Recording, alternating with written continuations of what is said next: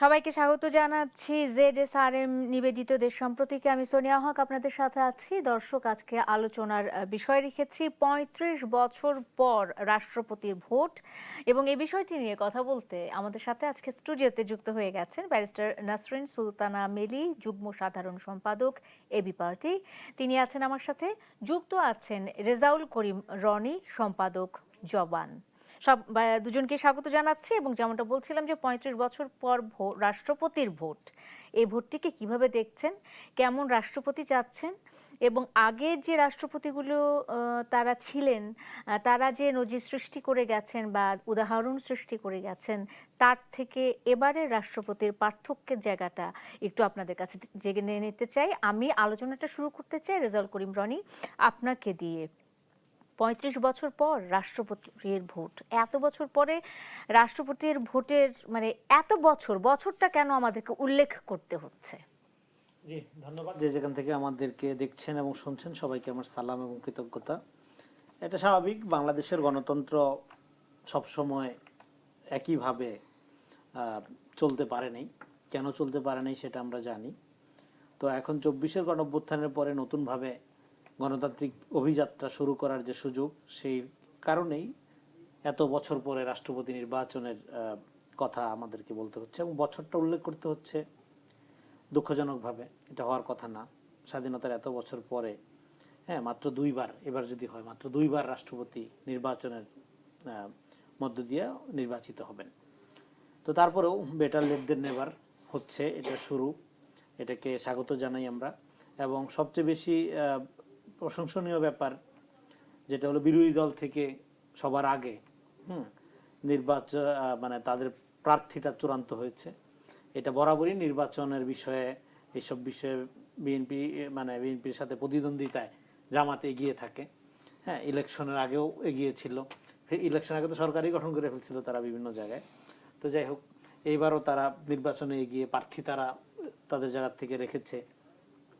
যদিও তারা প্রার্থীটা রেখেছেন এমন একজন ব্যক্তিকে যিনি পার্লামেন্টে যেতে পারেন নাই, মানে নির্বাচনে কৃতকার্য হন নাই, জনগণের ভোটে পার্লামেন্টে যেতে পারেন নাই। যাই হোক, কিন্তু জোটে আছেন বর্ষিয়ান রাজনীতিবিদ, বীর মুক্তিযোদ্ধা, অনেক খ্যাতিমান ব্যক্তি, কর্নেল অবসরপ্রাপ্ত অলি আহমেদের কথা বলছি।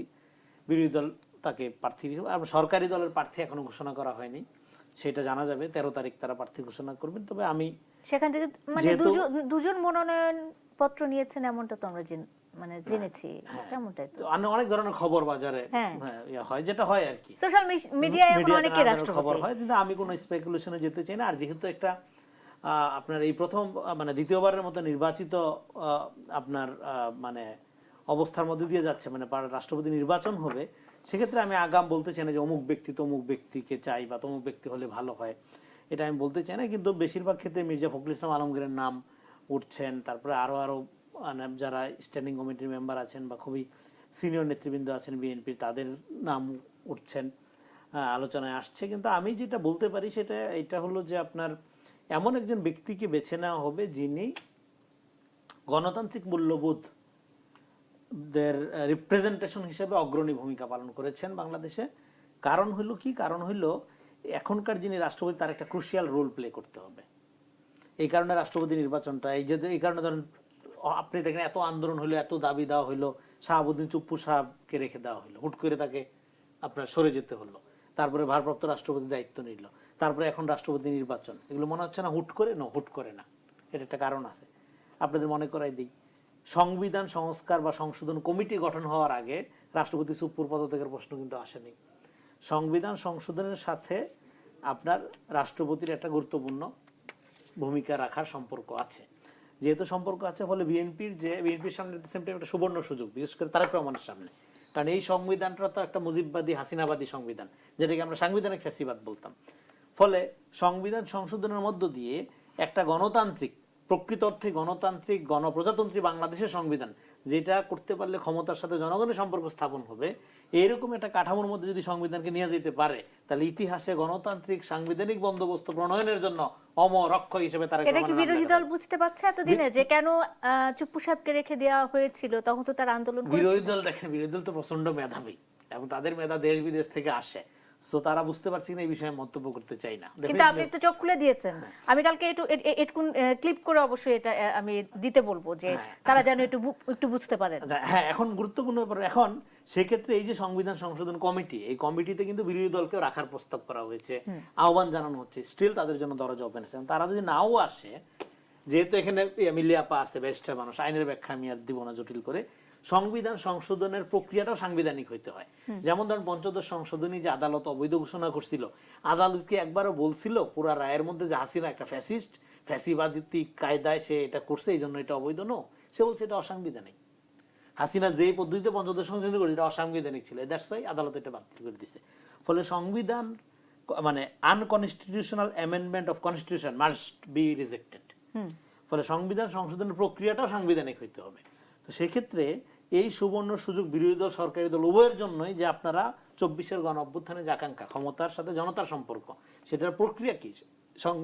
সংবিধান, পার্লামেন্ট, এই তো এনার্কির বাইরে যদি আপনি এনার্কি মিন না করেন, তাহলে জনগণের উইলের অভিপ্রায় প্রকাশিত হয় এরকম একটা গণতান্ত্রিক সংবিধান প্রণয়ন করার সুবর্ণ সুযোগ 24-এর গণ অভ্যুত্থান উভয়কে আপনাদের সেইটা শেষ করে দেয় পয়েন্ট। ফলে সেই সুবর্ণ সুযোগটা আমার ধারণা তারেক রহমান লুফে নেবেন। এটা ঐতিহাসিক সুযোগ করার মধ্য দিয়ে উনি আসলে, যেহেতু উনি একজন ডেমোক্রেটিক লিডার, সেই ক্ষেত্রে যদি বিরোধী দল নাও থাকে, অ্যাকর্ডিং টু মানে আপনার প্রেজেন্ট সিচুয়েশন, কনস্টিটিউশনাল সিচুয়েশন, 2/3 মেজরিটির ফলে বিএনপি এটা করতে পারবে, এটা কেউ প্রশ্ন তুলতে পারবে না, বিরোধী দল যদি নাও আসে। এবং সেক্ষেত্রে চ্যালেঞ্জও হবে, তখন আবার একটা চ্যালেঞ্জও করাবে নিশ্চয়ই না আসলে, যে এইটা এমন ভাবে করতে হবে যাতে এটার কোনো অসাংবিধানিক প্রক্রিয়া বা অগণতান্ত্রিক কোনো কিছু সংবিধানের মধ্যে প্রবেশ করার সুযোগ না পায়, অতিরিক্ত সতর্ক থাকতে হবে। এই জিনিসগুলো পরিপূর্ণ সুচারুভাবে করার ক্ষেত্রে রাষ্ট্রপতির একটা গুরুত্বপূর্ণ ভূমিকা আছে। দ্যাটস ওয়াই এমন একজন রাষ্ট্রপতি আপনারা পেতে যাচ্ছেন, যিনি গণতান্ত্রিক ধারাবাহিকতা প্রক্রিয়া প্রাতিষ্ঠানিকরণের ক্ষেত্রে একজন অগ্রগণী, স্বনামধন্য, নির্ভরযোগ্য ব্যক্তি এবং গুরুত্বপূর্ণ ভূমিকা রাখতে পারবেন যিনি, তিনিই নির্বাচিত হবেন রাষ্ট্রপতি হিসেবে। ব্যারিস্টার নাসরিন সুলতানা মিলি, আপনার কাছে কি মনে হয়? রেজাউল করিম রনি একটি যুক্তি দিয়েছেন, এই যুক্তিটি আসলে বিরোধী পক্ষ যারা রয়েছে তারা সংসদ অধিবেশনের প্রথম দিন থেকেই এই সংবিধান সংস্কারের বিষয়টি নিয়ে অনেক সোচ্চার, রাজপথ পর্যন্ত চলে গেছে এই আন্দোলন, মানে সংসদ পেরিয়ে। তো সেক্ষেত্রে তারা কি এখন আসলে আশ্বস্ত হতে পারবে যে মানে এই যে যুক্তিটি রেজাউল করিম রনি দিয়েছেন, যে এই সাংবিধানিক প্রক্রিয়ার মধ্যে দিয়ে যাওয়ার জন্য যাতে করে পরবর্তীতে কোনো প্রশ্ন না ওঠে, একজন আইন বিশেষজ্ঞ হিসেবেও যদি আমি আপনার কাছে জিজ্ঞেস করি, সেক্ষেত্রে কতটা যৌক্তিক আমি রনি ভাইয়ের এই উক্তিটি, বক্তব্যটি ধরতে পারি, যৌক্তিক বলে ধরতে পারি? ব্যারিস্টার নাসরিন সুলতানা মিলি। রনি ভাই খুবই মেধাবী মানুষ, আমি ওনার মতো এত মেধাবী না, এই জন্য ওনার যুক্তিটা আমি পুরোটা নিজেও বুঝতে পারিনি, মানে শুনে আমি নিজে একটু প্যাচ খেয়ে গিয়েছি। তো আবার শুনবো বাসায় যেয়ে, তাহলে হয়তো ভালো করে বুঝতে পারবো। বাট আমার দুটো পয়েন্ট আছে। উনি যেহেতু বলছেন যে সংবিধানটা যেন প্রপারলি ইমপ্লিমেন্টেড হয় এবং এটার জন্য প্রশ্ন না থাকে, এই জন্য এখন কিন্তু রাষ্ট্রপতি চেঞ্জ করাটা গুরুত্বপূর্ণ হয়ে উঠেছে ওনার বক্তব্য অনুযায়ী। তাহলে কি ওনারা যে বিএনপি যে একটা বক্তব্য দিতেন যে চুপ্পুকে সরালে একটা সাংবিধানিক কি বলে ভ্যাকিউম, শূন্যতা তৈরি হবে, তাহলে সেটার what is the logic behind it? এইটা মানে আমি আর দুইটা মিলাতে পারছি না। হ্যাঁ, আপনি একটু আমাকে বুঝাই দেন। আর এখন যেহেতু এটা খুব ইম্পর্টেন্ট, এই জন্য যদি রাষ্ট্রপতি চেঞ্জ হয়, তাহলে কি আমাদের ভোটে নির্বাচিত প্রধানমন্ত্রী যিনি, তিনি যখন শপথ নিয়েছেন, তাহলে কি তখন রাষ্ট্রপতি চেঞ্জ হওয়াটা আরো গুরুত্বপূর্ণ ছিল না? ওকে, মানে যদি লজিকটা এরকমই হয়, মানে আপনি তো এক লজিক তো দু জায়গা দুরকম ভাবে হতে পারে না। কারণ একজন আমাদের জনগণের প্রত্যক্ষ ভোটে নির্বাচিত যে প্রধানমন্ত্রী, আমরা তো তাকে আমরা এটাই চেয়েছিলাম যে উনি শপথ নেবেন এমন একজনের কাছে যিনি কোনো ফ্যাসিবাদের দোসর না, অথবা ফ্যাসিবাদের কোনো টুল না। এটা তো আমাদের আশা ছিল, তাই তো আমরা বলেছিলাম যে রাষ্ট্রপতিকে চেঞ্জ করা হোক। তো তখন আমাদেরকে বলা হয়েছে সাংবিধানিক শূন্যতা তৈরি হবে। এখন কিন্তু আবার সাংবিধানিক শূন্যতা নাই ফর সাম রিজন। এখন আবার কিন্তু আপনার আবার বলা হচ্ছে যে যেহেতু মানে এখানে অনেকগুলো সংশোধনী আসবে। রনি ভাই কারেক্টলি পয়েন্ট আউট করেছেন 2/3 মেজরিটি। আপনি যদি কালকে জাতীয় পাখিকে কাক মানে কাককে জাতীয় পাখি করতে চান সেটাও করতে পারবেন 2/3 মেজরিটি। সো এটা মানে এটা it is their will and power, by their will and power they can do it. So সাংবিধানিক যে উনি যেটা বললেন যে ওইটা ওইটা তো আছেই, তাহলে কেন এটাকে মানে প্রপার ওয়েতে হতে হলে জনগণের পক্ষের একজন এবং আগেরটা জনগণের পক্ষে না হওয়াতে কি সমস্যা হলো, এই গ্যাপটা আমি আসলে বুঝতে পারছি না। গ্যাপটা বুঝতে পারছেন না রনি ভাই, আপনি কি একটু ব্যাখ্যা করে দিবেন? দেখেন, বিগত ইন্টারিম গভর্নমেন্টের গঠন প্রক্রিয়ার মধ্যেই এই সমস্যার সমাধানের আপনার সূত্রটা আছে। বিগত গভর্নমেন্ট, ডক্টর ইউনূসের নেতৃত্বে গঠিত গভর্নমেন্টকে আমরা বলছি, সেই গভর্নমেন্টটা অ্যাট দ্য সেম টাইম সাংবিধানিক সরকার ছিল এবং গণঅভ্যুত্থানের সকলের ম্যান্ডেট প্রাপ্ত সভ্য ছিল। 106 এর কথা আপনাদের মনে আছে। যেহেতু সংবিধান স্থগিত ছিল না, যেহেতু হাসিনা আমলের সংবিধানের ধারাবাহিকতার মধ্য দিয়ে রাষ্ট্র পরিচালিত হয়ে আসছিল, ফলে বিএনপি চুপ্পুকে একজন যুবলীগের ক্যাডার হিসেবে, একজন হাসিনার পাঁচাটা দালাল হিসেবে বিবেচনা করেনি, বিবেচনা করেছিল একটা প্রতিষ্ঠান হিসেবে, রাষ্ট্রীয় প্রতিষ্ঠান হিসেবে। এবং সেটা প্রমাণ কি, যখন চুপ্পু সাহেব, শাহাবুদ্দিন চুপ্পু সাহেব, উনি যখন আপনার সংসদ অধিবেশনের সমাপনী জুলাইয়ের বক্তৃতার দিন, এটা নিয়ে কিন্তু কেউ দ্বিমত করেনি, কারণ এখানে জুলাইয়ের প্রপার বক্তব্য যেটা, জুলাইয়ের আকাঙ্ক্ষা যেভাবে মানুষ ধারণ করে বা জুলাই পন্থী যারা ধারণ করে, সেটাই উনি বলেছেন রাষ্ট্রপতি হিসাবে। সেখানে কিন্তু কোনো আওয়ামী লীগের হিসেবে উনি কোনো ভূমিকা পালন করেন বা বক্তব্য দেননি, সেটার সুযোগও ছিল না। ফলে বিএনপি রাষ্ট্রপতি শাহাবুদ্দিন চুপ্পুকে একজন আওয়ামী দূষর হিসাবে দেখে নাই, দেখেছিল সাংবিধানিক ধারাবাহিকতা রক্ষার একটা প্রাতিষ্ঠানিক প্রক্রিয়া হিসেবে। যেহেতু কনস্টিটিউশন ইজ দেয়ার, কেন 2 বছর শেষ করে দেওয়া হলো কেন দেওয়া হয়নি? বাই দিস টাইম ইলেকশন হয়েছে, ইলেকশন হওয়ার পরে পার্লামেন্ট গঠিত হয়েছে, পার্লামেন্ট গঠিত হওয়ার পরে এখন পার্লামেন্টারি প্রক্রিয়ার মধ্য দিয়ে যে অধ্যাদেশগুলো অনির্বাচিত সরকার মানে ইউনূস সরকার করেছিল, সেগুলো নোট অফ ডিসেন্টের আলোকে বিএনপি তার পূর্ব প্রতিশ্রুতি মোতাবেক যেগুলো ল্যাপস করার, যেগুলো স্থগিত করার, যেগুলো বাস্তবায়ন করার, এগুলো করছে। বাকিগুলো বাস্তবায়ন করার প্রক্রিয়ার মধ্যে আছে, সেগুলো নিয়ে সমালোচনা আছে, ভুল ত্রুটি আছে। বিএনপি কতগুলো জিনিসের জন্য সমালোচনার মুখে হচ্ছে, কতগুলোর জন্য প্রশংসিত হচ্ছে।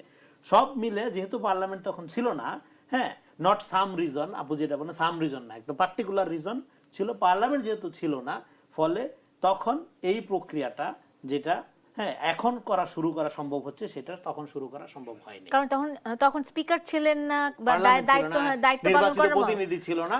ফলে এই সাংবিধানিক প্রক্রিয়াটা তখন বাস্তবায়ন করার সুযোগ ছিল না। That's very clear. That's why এখন যেহেতু এটা গঠিত হয়েছে এবং সংবিধান সংস্কার প্রক্রিয়া শুরু হয়েছে, এখন আপনার বাংলাদেশের গণতন্ত্রকে আপহোল্ড করার জন্য আমি যেটা বললাম, যিনি গণতান্ত্রিক মূল্যবোধ, ধারা, আস্থা, প্রাতিষ্ঠানিকরণ এগুলোর ক্ষেত্রে যোগ্যতর ব্যক্তি, গ্রহণযোগ্য ব্যক্তি, এরকম ব্যক্তিকে আপনার রাষ্ট্রপতি হিসেবে দেখতে পাবেন। আমি চলে আসি ব্যারিস্টার নাসরিন সুলতানা মিলি, আপনি কেমন রাষ্ট্রপতি এবার দেখতে চান? আমরা অবশ্যই রাষ্ট্রপতি এমন একজন মানুষকে দেখতে চাই যে দল মত নির্বিশেষে, আপনি যদিও দলীয় এটা একটা পোস্ট হবে, যেহেতু দলীয় পোস্টই হবে বলছি আর কি, মানে দলীয় ভাবে নির্বাচিত হবে, কিন্তু রাষ্ট্রপতি তার দলীয় না, দলীয় পোস্টিংই হবে, বিকজ দলের লোকজনই তা ওনাকে ভোট দিয়ে 2/3 মেজরিটি অ্যাজ ইট কামস। কিন্তু তারপরেও উনি, আমরা যে মেজর হাফিজের বেলায় যেটা দেখেছি, যেটা ভালো সেটার প্রশংসা করতে হবে, যেটা খারাপ সেটা ক্রিটিসিজম থাকতে হবে। আমাদের স্পিকার সাহেব মেজর হাফিজ যেভাবে স্পিকার হিসেবে শুধু বিএনপির স্পিকার না, উনি পুরো পার্লামেন্টের স্পিকার হয়ে উঠেছেন। আমরা আশা করব যে যিনি রাষ্ট্রপতি হবেন তিনি জনগণের রাষ্ট্রপতি হবেন, তিনি সরকারের অথবা বিএনপির রাষ্ট্রপতি হবেন না। তিনি যখন তার জনগণের বুকে গুলি চালাবে, তার এতটুকু সৎসাহস থাকবে, তিনি সরকারকে বলবেন যে দিস ইজ রং। তিনি যখন সরকারে জনগণের অধিকার খর্ব হতে দেখবেন, তো তিনি তখন সরকারকে, দো ওনার কোনো পাওয়ার নাই, অ্যাটলিস্ট এতটুকু নৈতিক দণ্ড যেন থাকে তার, যে উনি বলবেন যে এটা ভুল হচ্ছে। শুধু আমাদের বাংলাদেশের জনগণের তো খুব বেশি উচ্চাসা আসলে নেই, কারণ আমাদেরকে তো উচ্চাসা করার মতো খুব বেশি জিনিস আমরা পাচ্ছিও না, দেখছিও না। আমরা দেখছি হলো যে আপনার আমাদের জ্বালানি খাত প্রাইভেটাইজেশন হয়ে যাওয়ার উপক্রম হয়েছে, তারপরে আমাদের পাটকলগুলো ইজারা দিয়ে দেওয়া হয়েছে, আমাদের চালের মতো বেসিক নিডস গুলা, চালের যে সিকিউরিটি, এগুলা কিন্তু কর্পোরেশনের কাছে চলে যাচ্ছে আস্তে আস্তে। আমরা দেখতেছি আগে কিন্তু আমি নিজেই তো আগে আমরা বস্তায় চাল কিনতাম, আম্মুদেরকে দেখতাম, আমি নিজে এখনো যে 5 কেজি প্যাকেট গুলা কিনি, বিকজ আমরা এটাকে কনজিউমার কর্পোরেশনের আন্ডারে নিয়ে চলে আসছি। তো এই যে আমাদের যে অধিকারগুলা প্রতিদিন খর্ব হচ্ছে, যেটা আমাদের আশা ছিল একটা দীর্ঘ এক মানে এখানে একটা তো মানে শুধু 36 দিন নয়, 17 বছরের একটা দীর্ঘ টাইম আমাদের একটা মানে যুদ্ধ ছিল একটা ডেমোক্রেসির জন্য এবং ডেমোক্রেটিক সরকার ব্যবস্থার জন্য। সেরকম একটা নির্বাচিত সরকারের কাছে যেই পরিমাণ আশা ছিল, আমরা সেই পরিমাণ তো জনগণ দেখতে পাচ্ছি না আমাদের পক্ষে কথা বলার লোক। তো অন্তত রাষ্ট্রপতি যেন আমাদের পক্ষে কথা বলার লোক হন, সেই আশাটাই করি। রেজাউল করিম রনি, বিরতির তো সময় হয়ে গেছে প্রায়, কিন্তু তার আগে আমি একটু ছোট্ট করে জানতে চাই, ব্যারিস্টার নাসরিন সুলতানা মিলি একটা কথা বলেছেন যে আসলে যতখানি আশা নিয়ে বা প্রত্যাশা ছিল ততখানি প্রত্যাশা পূরণ হচ্ছে না এবং বিভিন্ন জায়গাতে সেই প্রতিফলনগুলো দেখা যাচ্ছে। আপনি যদি একটু ব্যাখ্যা করতেন। কথা সত্য, প্রত্যাশা অনেক এই সরকারের উপরে থাকা স্বাভাবিক, বিকজ এই আপুর আলোচনায় আসছে 15-17 বছরের যে হাসিনার দুঃশাসন, তারপরে 18 মাসের দুরবস্থা, তো সব মিলে তো দুইটা পিরিয়ডের অব্যবস্থাপনার পুরা আপনার লায়াবিলিটিস এই গভর্নমেন্টের এই সরকারের উপর পড়ছে। রনি ভাই থামাই, বিরতির সময় হয়ে গেছে, আমি একটু একটা বিরতি নেই, বিরতির পরে এসে আপনি নিশ্চয়ই আরো গুছিয়ে বলতে পারবেন, আরো আরেকটু বেশি বিস্তারিত জানতে পারবো। দর্শক একটা বিরতি নিচ্ছি, ZSRM নিবেদিতদের সাম্প্রতিকের সঙ্গে থাকুন, ফিরছি এক্ষুনি। বিরতির পর স্বাগত আরেকবার, দেখছেন ZSRM নিবেদিতদের সাম্প্রতিক। সোনিয়া হক আপনাদের সাথে আছি। দর্শক আলোচনার বিষয় 35 বছর পর রাষ্ট্রপতির ভোট, কেন, কিভাবে এবং কেমন রাষ্ট্রপতি চাই, সে বিষয়গুলো নিয়ে আলোচনা চলছিল। আলোচনায় আজকে আছেন ব্যারিস্টার নাসরিন সুলতানা মিলি এবং আছেন রেজাউল করিম রনি। আমি আলোচনাতে চলে যেতে চাই। রেজাউল করিম রনি, আপনার কাছে তো আলোচনাতে ছিলাম। নাসরিন সুলতানা মিলি বেশ কিছু অভিযোগের জায়গা তুলে ধরেছেন যে প্রত্যাশা এবং প্রাপ্তির মধ্যে একটা ব্যবধান তিনি দেখতে পাচ্ছেন।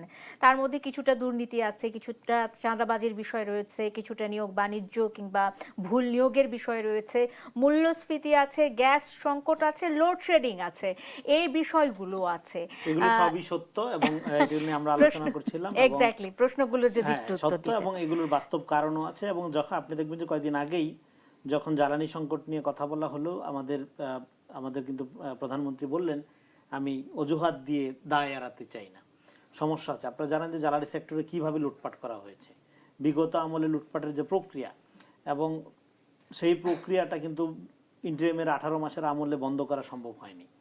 তো ফলে এই পুরো জিনিসগুলো রয়ে গেছে। একটা এখন জ্বালানি, বিদ্যুৎ, এই বিষয়গুলোর ক্ষেত্রে যেটা হয় কি, এটার দুই রকম সমাধান করতে হবে। একটা হলো ইনস্ট্যান্ট, এই মুহূর্তে আপনাকে বিদ্যুৎ দিতে হবে। এখন এই মুহূর্তে বিদ্যুৎ হলে বিদ্যমান যে কাঠামো যেটা সেটা বজায় রাখতে হবে। আবার বিদ্যমান কাঠামোটা পুরো দুর্নীতিময় কাঠামো, লুটপাটের ভিতর দিয়ে গড়ে ওঠা কাঠামো, এটা কারো অজানা না, এটা কেউ অস্বীকার করে না।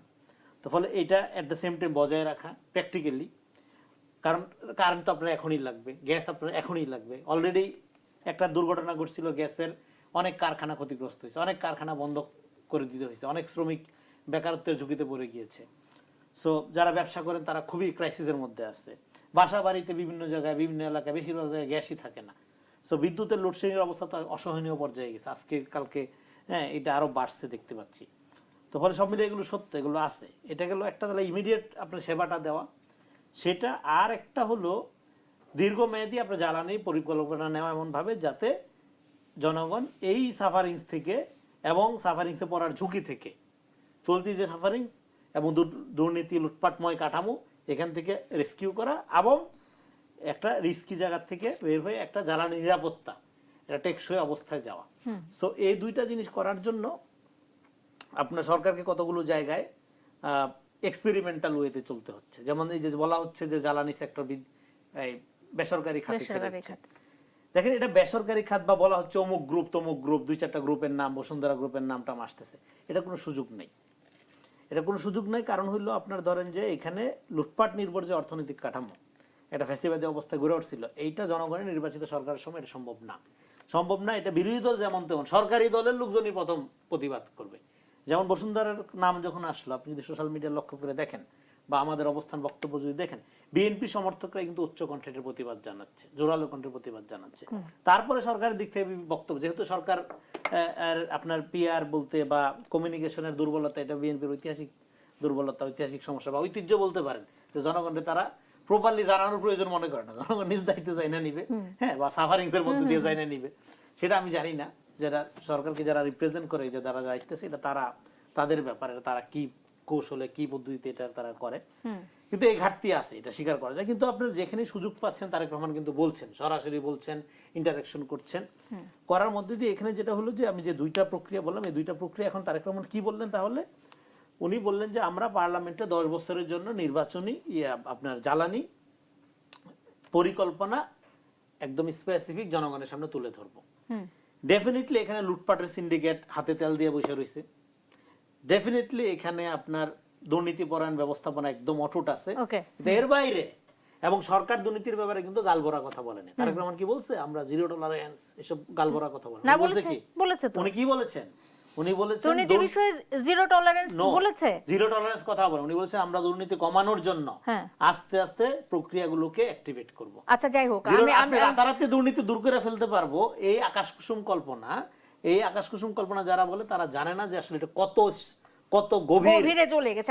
ফলে এখানে শেষ করি, ফলে যখন আপনি পার্লামেন্টে 10 বছরের জন্য পুরা জ্বালানি বিদ্যুৎ পরিকল্পনা তুলে ধরবেন, এবং এখানে বিরোধী দল আছে, বিরোধী দল, একাধিক বিরোধী দল আছে, হ্যাঁ, স্বতন্ত্র সংসদ সদস্য আছে, ফলে জনগণের যখন প্রশ্ন করার সুযোগ থাকবে, জনগণের যখন এখানে আপনার অ্যাক্সেস থাকবে, তখন আসলে এখানে লুটেরাদের বা কতিপয় গ্রুপকে দিয়ে সিন্ডিকেট করার কোনো সুযোগ নাই, টাকার সুযোগ। আপনি বলছেন সুযোগ নাই, আমি একটু নাসরিন সুলতানা মিলি আপনার কাছে একটু জানতে চাই যে আসলে আপনি কোনো সুযোগ দেখেন বা আশঙ্কা দেখেন যে এখানে এটা একেবারে দুর্নীতি মুক্ত ভাবে, বা প্রধানমন্ত্রী যেমনটা বলেছেন যে দুর্নীতির লাগাম টেনে ধরা হবে বা এমনটা বলেছেন, এখানে কোনো দুর্নীতি হবে না, আবারও আমরা কোনো দুর্নীতি দেখতে পাবো না বিদ্যুৎ খাতে বা জ্বালানি খাতে কিংবা গ্যাসের ক্ষেত্রে বা এই সমস্ত ক্ষেত্রে?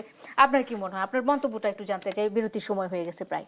আমরা প্রথমত প্রধানমন্ত্রীদের বললো যে দুর্নীতির লাগাম টেনে ধরা হবে, সে লাগাম টেনে ধরার একটা এক্সাম্পল ওনার শিক্ষা মন্ত্রণালয় সেট করেছে, সেটা হলো এনটিআরএমসি থেকে আপনার প্রাইমারি শিক্ষক নিয়োগটা কমিটির হাতে দিয়ে দিচ্ছে, যেন বাণিজ্যটা ভালো করে বসে বসে একদম রসায় রসায় করতে পারে। মানে নিয়োগ বাণিজ্য ভালো মতো হচ্ছিল না, ইন্টারনামসের মাধ্যমে যেতে হয়, যতটুকু যদি কিছু বাণিজ্য করা যায় বাণিজ্য করা যায় না, তাই এটা কমিটির হাতে। যেখানে আপনার দুর্নীতি কমানোর জন্য, আপনি তো দুর্নীতি এমনি কমবে না, তো এটা তো ফয়সালা হয়ে যায়নি, এটা নিয়ে আলোচনা না, আলোচনার জন্য না, মানে আপনি কিভাবে এটা চিন্তা করলেন যে আপনার অ্যাক্সেস পাথ কমাতে হবে, আপনি অ্যাক্সেস পাথ আরো 10টা খুলে দিলে তো আপনি যেটা চিন্তা করতে পারেন না যেটা কমবে। আমরা যদি ধরে নেই যেটা রনি ভাই বললো যে দুর্নীতিবাজরা তো হাতে তেল মেখে বসে আছে, আপনি একটু অ্যাক্সেস পাথ দিলেই তো তারা সেটা লুফে নিবে, তাহলে আপনি কেন অ্যাক্সেস পাথ দিচ্ছেন? প্রথম কথা। দ্বিতীয় কথা, যে আমরা তো বিদ্যুতের ক্যাপাসিটি চার্জ দিচ্ছি এবং দিতে দিতে ফতুর হয়ে যাচ্ছি, সেই আদানি গ্রুপের কিন্তু কোনো হচ্ছে না, কিন্তু তাহলে ক্যাপাসিটি 50,000 কোটি টাকা বকেয়া এখন। না বকেয়া তো থাকবে, কিন্তু এরা যে ক্যাপাসিটি চার্জগুলো দিচ্ছিলাম, হ্যাঁ, এই ক্যাপাসিটি চার্জ কি, যখন লাগবে আমাকে বিদ্যুৎটা দিবে, তো এখন বিদ্যুৎটা কই? Even if they cannot deliver on their promise, why will you keep giving? এটা তো একটা কন্ট্রাক্ট ব্রেকিং পয়েন্ট হতে পারে যে ওনারা আমরা বিদ্যুৎ এখন চাইছি দিতে পারে নাই। এখন সারা দেশে 3000 মেগাওয়াট লোডশেডিং হচ্ছে পার ডে, আপনি বুঝতে পারছেন কি পরিমাণ লোডশেডিং হচ্ছে। আপনার গ্যাস সংকটে প্রোডাকশন লাইন অফ হয়ে যাচ্ছে, যেখানে এই সরকারের একটা ম্যান্ডেটের মধ্যে ছিল যে নতুন নতুন জব ক্রিয়েট করবে, সেখানে যেই এক্সিস্টিং জবগুলাই বন্ধ হয়ে যাচ্ছে। আপনার বিদ্যুৎ আপনি, হ্যাঁ, এই ইরান যুদ্ধটা ওনারা তো জানার কথা না, একটু কি যুক্ত করি নাসরিন সুলতানা মিলি, সেটা হলো যে এই যে কর্মসংস্থানের যে বিষয়টি, সেটি আমরা দেখেছি যে প্রধানমন্ত্রী মালয়েশিয়া সফরে গেছেন, চীন সফরে গেছেন, এবং সেখান থেকে যে বিনিয়োগের বিষয়গুলো এসেছে, সেখানে অনেক মানে বিনিয়োগ বাংলাদেশে আসছে এমন যেখানে কর্মসংস্থানের একটা সৃষ্টি হতে পারে, এমনটা বলা এসেছে কি? এখন আমরা কি এরকম কোন স্পেসিফিক পেয়েছি যেটা মালয়েশিয়া অথবা চীন থেকে এই বিনিয়োগটা এসেছে, অথবা মালয়েশিয়া অথবা চীনে আমাদের লেবার মার্কেট ওপেন করে দিয়েছে, এরকম কি স্পেসিফিক হয়েছে? না, হয়নি।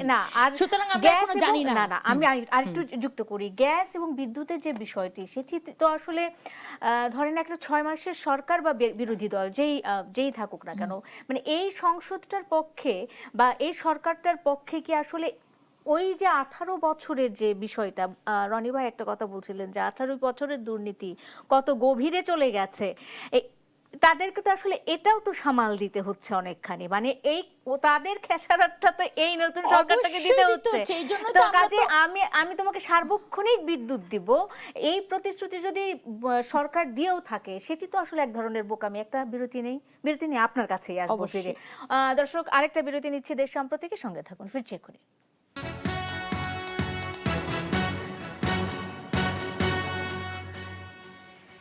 সবাইকে আবারও স্বাগত জানাচ্ছি জেডএসআরএম নিবেদিত দেশ সম্প্রতিকে, এবং ৩৫ বছর পর রাষ্ট্রপতির ভোট নিয়ে আলোচনা করছিলাম। আলোচনায় ছিলাম ব্যারিস্টার নাসরিন সুলতানা মিলি, আপনার কাছে ছিলাম। আমি আবারও আপনার কাছেই ফিরে আসতে চাই, যেহেতু আপনাকে আমি ইন্টারাপ্ট করে গেছিলাম। আপনার জায়গা থেকে আপনি এই 6 মাসের সরকারকে যে বিবেচনা করছিলেন বা বিশ্লেষণ করছিলেন, আপনি যদি আপনার যুক্তি তুলে ধরতেন। আপনি যেটা বলছিলেন যে মাত্র 6 মাস, আমরা অবশ্যই সেই জায়গাটাকে রেখেই কিন্তু কথাগুলো সবসময় বলি, এবং আমি নিজেও কিন্তু বিভিন্ন জায়গায় বলেছি যে আপনার ইরান যুদ্ধ তো তারা প্রেডিক্ট করতে পারবে না, সুতরাং এখানে ওনাদের যদি ভুল ত্রুটি কিছু হয় সেগুলাকে আমাদের নিজেদের মানে নিজের সরকার হিসেবে মেনে নিয়ে এগুলোর সাথে কোঅপারেট করতে হবে অ্যাজ আ সিটিজেন, নাগরিক হিসেবে। বাট কিছু কিছু জিনিস, যেমন রনি ভাই একটু আগেই বলেছে 18 মাসের দুঃশাসন, এই 18 মাসের দুঃশাসনে তারা কিন্তু মাত্র হাসিনা থেকে পেয়েছিল, তখন কিন্তু অবস্থা আরো খারাপ ছিল। সেই সময়ও কিন্তু এই পরিমাণ লোডশেডিং ছিল না। হ্যাঁ, সে সময় ইরান যুদ্ধ ছিল না, কিন্তু there is a thing call managing. আপনি সারাদিনই এটা আমার মাত্র 3 মাসের সরকার, মাত্র 6 মাসের সরকার, মাত্র 2 বছরের সরকার, এগুলি বললে তো আসলে যেই হসপিটালটা বিদ্যুতের অভাবে এনআইসিইউ অথবা পিআইসিইউ অথবা আইসিইউ চালাতে পারছে না, অথবা যেই রোগী কষ্ট পাচ্ছে বাসায় বিদ্যুতের অভাবে, তাকে তো আপনি এইটা বলতে পারবেন না যে বাবা তুমি একটু কষ্ট করো, 6 মাসেরই তো সরকার। আপনি আচ্ছা 6 মাসের সরকার, উনি না হয় বিদ্যুৎটা করতে পারছেন না, কিন্তু আপনারা কি কোনো মানে ভিজিবল কিছু দেখেছেন? আমাদের বাংলাদেশ বিমানে একটা বিমানের কারিগরি ত্রুটির কারণে রোমে স্ট্র্যান্ডেড ছিল 40 ঘন্টা, এবং তার মধ্যে 8 ঘন্টা বিমানের ভিতরে যাত্রীদেরকে বন্ধ রেখে, যে কোনো এয়ার ভেন্টিলেশন বন্ধ রেখে, এটা কিন্তু আপনার ইন্টারন্যাশনাল লতে তো এটা একটা ক্রাইম। আপনি এখানে এইরকম হলে তো আপনার যে কোনো জায়গায় আপনার লাইসেন্স সাসপেন্ডেড হয়ে যেত, যে তুমি আর চালাতে পারবে না আনটিল ইউ অ্যাড্রেস দিস। এটা নিয়ে না কোনো বিমান মন্ত্রণালয় থেকে আমরা কোনো বিবৃতি দেখলাম, না আমাদের পররাষ্ট্র মানে প্রবাসী মন্ত্রণালয় থেকে কোনো বিবৃতি দেখলাম, না আমাদের কোনো মন্ত্রণালয় থেকে আমাদেরকে বলা হলো যে বিষয়টা তদন্ত করা হচ্ছে, আমরা দ্রুত অ্যাকশন নিব অথবা কিছু একটা। কারণ এখানে তো আপনি এরপরে এই ঘটনার পরে, এটা তো নতুন না, তার ঠিক 2 সপ্তাহ আগে আই থিঙ্ক হায়দ্রাবাদে যাচ্ছিল একটা বিমান, সেই বিমানটা ইউএস বাংলার, আই থিঙ্ক ইউএস বাংলার এয়ারপোর্টে 2 ঘন্টা এরকম যাত্রীদেরকে বিমানের ভিতর বন্ধ করে রেখেছিল। তো এইটা যাদের ছোট বাচ্চা আছে তারা যখন ওইখানে ওই পর্যায়ে না পড়বে, তাছাড়া বোঝা যাবে না যেটা কত ভয়ানক একটা পরিস্থিতি। মানে আমরা দেখেছি লন্ডন থেকে যাত্রীরা ফেরত এসেছে সব খালি গায়ে বেরোচ্ছে, বিকজ বিমানের এসে কাজ করেনি। কি ভয়ানক একটা কথাবার্তা! এগুলো আমরা প্রতি সপ্তাহে দেখছি, কিন্তু আজ পর্যন্ত একটা ঘটনার তদন্ত হয়নি, একটা ঘটনার অ্যাকশন নেয়নি। এই জন্য এরপর আপনারা বলবেন যে এটা তো একটা রাষ্ট্রীয় মানে লস করা প্রতিষ্ঠান, কিন্তু লস কেন হচ্ছে, কার দোষে হচ্ছে, কার ইনঅ্যাকশনের কারণে হচ্ছে, সেই কথাগুলো কিন্তু আপনারা জবাবদিহিতার আন্ডারে আনবে না, বলছে না। এবং এই যে এইটার জন্য অ্যাকশন নেওয়ার জন্য 6 মাসের সরকার, 6 দিনের সরকারও অ্যাকশন নিতে পারে। ওকে, ফাইন, আমি একটু চলে যাই। রেজাউল করিম রনি, আপনার কাছে নিশ্চয়ই ব্যাখ্যা আছে এই বিষয়গুলোর। 6 মানে যে সমস্যাগুলোর কথা বললেন নাসরিন সুলতানা মিলি, আসলে 6 মাসের সরকার কেন, 6 দিনের সরকারের পক্ষেও সেগুলো সমাধান করা সম্ভব ছিল। এটা তো ধরেন এই আকাঙ্ক্ষা তো জনগণের আছে। তো একটা আমি একটু বললি যে আপা যেটা বললেন যে স্কুল কমিটি থেকে শিক্ষক নিয়োগ, এই ধরনের কোনো সিদ্ধান্ত হয়নি, এটা কিন্তু শিক্ষা মন্ত্রণালয় ব্রিফ করে বলেছেন এটা বিভ্রান্তিকর একটা খবর ছড়ানো হয়, যেহেতু গুজবের একটা কারখানা এখন বাংলাদেশে প্রতিষ্ঠিত এবং বিরোধী দল এই ক্ষেত্রে অন্তত খুবই সিদ্ধহস্ত। তো ফলে যে কোনো মূল্যেই আপনারা ধরেন যে একটু সুযোগ পাইলেই তারা এই ধরনের করে।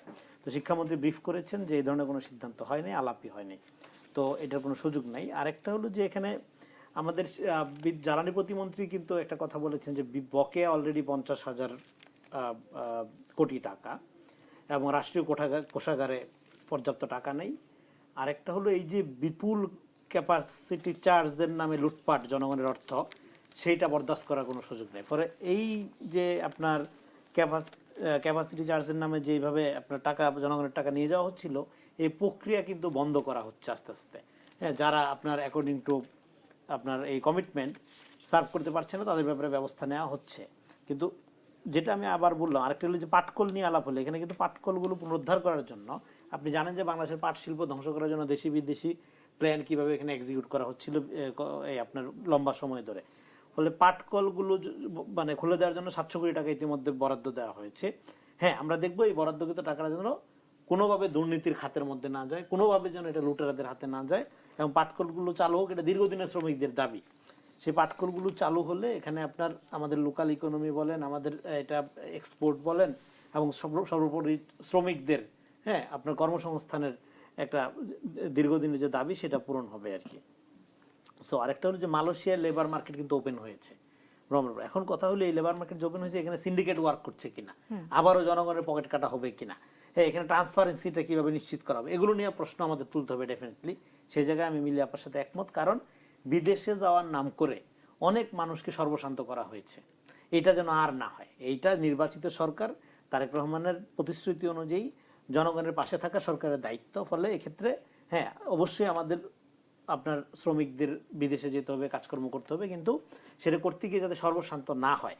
ফলে এখানে যারা দায়িত্বপূর্ণ আছেন, বিশেষ করে সরকারের যারা দায়িত্বপূর্ণ আছেন, আগে তাদেরকে স্বচ্ছতার আওতায় আনতে হবে, আগে তাদের জবাবদিহিতার নিশ্চিত করতে হবে, আগে তাদেরকে যাদের উপর জনগণের আস্থা যে তৈরি হয় সেরকম একটা প্রক্রিয়া নিশ্চিত করতে হবে। না করা হলে অনেক সময় গুজবেও কিন্তু পরিস্থিতি আপনার ঘোলাটে করা যায়।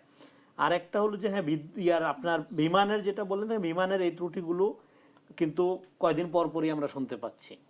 এগুলো নিয়ে তদন্ত হওয়া উচিত এবং এটা খুবই ভয়াবহ। রনি ভাই, আপনিও তো বলছেন যেগুলো এগুলো নিয়ে তদন্ত হওয়া উচিত, কিন্তু নাসরিন সুলতানা মিলি একটা কথা বলেছেন, যে কথাটা আমিও আসলে আপনাকে জিজ্ঞেস করতে চাই, যে জবাবদিহিতার জায়গাটা কি তৈরি করা হচ্ছে? মানে এই যে তদন্ত হওয়া উচিত, এইটুকুন পর্যন্তই কি আমরা মন্তব্য দিয়ে থেকে যাব? না না, তদন্ত হওয়া উচিত না। এই জন্য তো বিরোধী দল আছে, পার্লামেন্ট আছে, মিডিয়া আছে। একটা ফ্যাসিবাদী সরকার থেকে গণতান্ত্রিক সরকারের পার্থক্য কোথায়? আপনি কি আওয়ামী লীগের আমলে বলতে পারতেন এই কথাটা? সুযোগ ছিল? সুযোগ তো ছিল না। এখন আপনি শুধু বলতে পারবেন না, আপনি প্রয়োজনে তার জন্য আপনি ডিটেল রিপোর্ট করতে পারবেন, ইনভেস্টিগেট করতে পারবেন। সে যদি প্রচণ্ড পাওয়ারফুলও হয়, তার বিরুদ্ধে আইনানুগ ব্যবস্থার দাবিও আপনি জানাইতে পারবেন। এটাই নিয়ম, এটাই করতে হবে। করার মধ্য দিয়ে এটার প্রকৃত জবাবদিহিতা জনগণকে দিতে হবে। আরেকটা হলো যে দেখেন, আমাদের এখানে পুরা রাজনীতি, রাষ্ট্র ক্ষমতা কাঠামোটা এটা একটা power captured by elite syndicate, political non political elite syndicate. সেখানে জনগণের অংশগ্রহণ ছিল না। এখানে জনগণের অংশগ্রহণের প্রক্রিয়া বাড়াইতে হবে। একটা প্রক্রিয়া শুরু হয়েছে ভোট দেওয়ার মধ্যে দিয়ে, কিন্তু এটাই তো একমাত্র প্রক্রিয়া না। ভোট তো শুধু দিল সে হ্যাঁ একদিন, কিন্তু এটা প্রতিনিয়ত প্রত্যেকটা জায়গাকে যখন আপনি একটা প্রাতিষ্ঠানিক নর্মসের মধ্যে না আনতে পারবেন, নীতির মধ্যে না আনতে পারবেন, আইনের মধ্যে না আনতে পারবেন, তখন কিন্তু এখানে যে ব্যক্তি আপনি হয়তো ধরেন একজন দুজন ব্যক্তি ভালো, হ্যাঁ, কিন্তু বাকিরা এই যে লুটেরাদের সিন্ডিকেট কিন্তু প্রত্যেকটা সেক্টরে গড়ে ওঠে। শুধু বিমানের ক্ষেত্রে কেন, শিক্ষার ক্ষেত্রে কেন, প্রত্যেকটা সেক্টরেই গড়ে উঠছে। গড়ে ওঠার মধ্য দিয়ে পুরো অলিগার্ক শ্রেণী আকারে এখানে ফাংশন করতো বিগত 18 বছরে। এটাতে একটা কালচারে প্রবেশ করে গেছে। এখন এই কালচার আকারে পরিবর্তন করতে হবে। এটা শুধুমাত্র আপনার অ্যাডক ভিত্তিতে পরিবর্তন করলে হবে না। এই জন্য তারেক রহমানের সরকার কোনো পপুলিজমের দিকে যাচ্ছে না। উনি নিজে আগে আইন মানা শুরু করছে, উনি নিজে আগে কম দামি খাবার প্র্যাকটিস করা শুরু করছে, উনি নিজে আগে ট্রাফিকে দাঁড়ানো শুরু করছে, হ্যাঁ উনি নিজে আগে ঠিকমতো সচিবালয়ে যাওয়া শুরু করছে, যাতে করে এই কালচারটা ওনার ক্যাবিনেট, বিরোধী দল জনগণ এটা একটা কালচার আকারে প্রবেশ করে।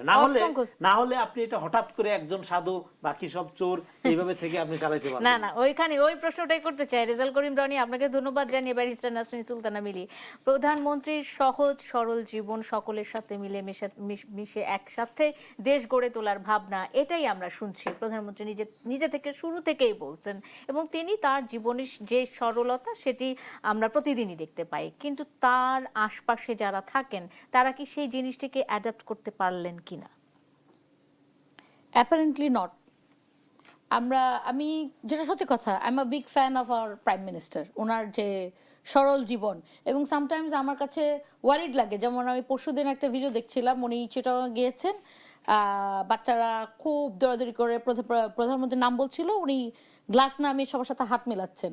তো এটা কিন্তু একটা বিশাল সিকিউরিটি রিস্ক, কিন্তু খুবই রিস্কি, স্পেশালি গিভেন যে আমাদের মানে প্রতিবেশী দেশ নট ভেরি হ্যাপি উইথ, মানে আমাদের প্রধানমন্ত্রীর সাথে খুব বেশি হ্যাপি না। তারপরে হলো আমার ভয় লাগে আসলে। আমরা চাই আমাদের প্রধানমন্ত্রী থাকুক, মানে আমরা যে সমালোচনাটা করি, এই সমালোচনাটা এই জন্য করি না যে আমরা ওনাকে পছন্দ করি না, আমরা এই সমালোচনাটা করি যেন আরো ভালো করতে পারেন। হ্যাঁ, আমরা সেই মানুষ যারা আমরা বলে দিব যে আপনার গায়ে কাপড়টা নেই, রাজা আপনার গায়ে কাপড়টা নেই, এইটা আমরা বলার মানুষ।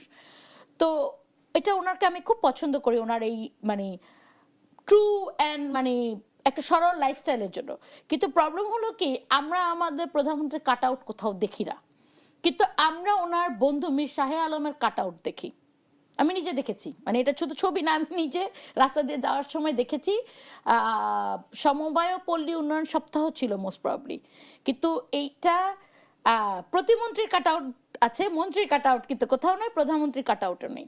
সুতরাং উনি যেটা মাত্র রনি ভাই যেটা বলেছে, এক্স্যাক্টলি ওই কথাটাই আমি রিপিট করব, একজন সাধু আর সব চোর হলে দেশ চলবে না। সুতরাং আমার প্রধানমন্ত্রী ভালো হলে, সহজ সরল হলে, আর সব চোর নিয়ে বসে থাকলে দেশ চলবে না। আমাদেরকে ভালো মানুষ আনতে হবে। এবং রনি ভাই যেটা বললো যে আপনারা কি পারছেন হাসিনা রহমানের কমপ্লেন করতে, এখন তো কমপ্লেন করতে পারছেন, এটাতে আমরা খুশি থাকতে চাই না। আমরা শুধু কমপ্লেন করতে চাই না, আমরা কমপ্লেনের এগেনস্টে অ্যাকশনটাও দেখতে চাই।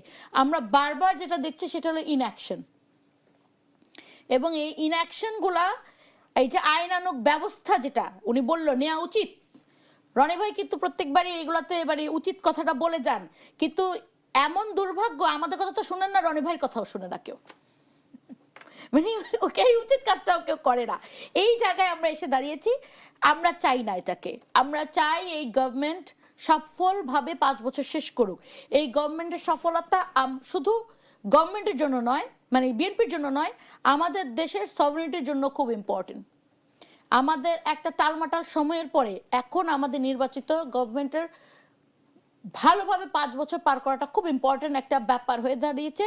একটা রিয়েল অ্যান্ড মানে যেটা ফিল করা যায় এরকম ডেমোক্রেটিক ট্রানজিশনের জন্য। এটা রনি ভাই এগুলো নিয়ে লেখালেখি করেন, খুব ভালো লেখালেখি করেন।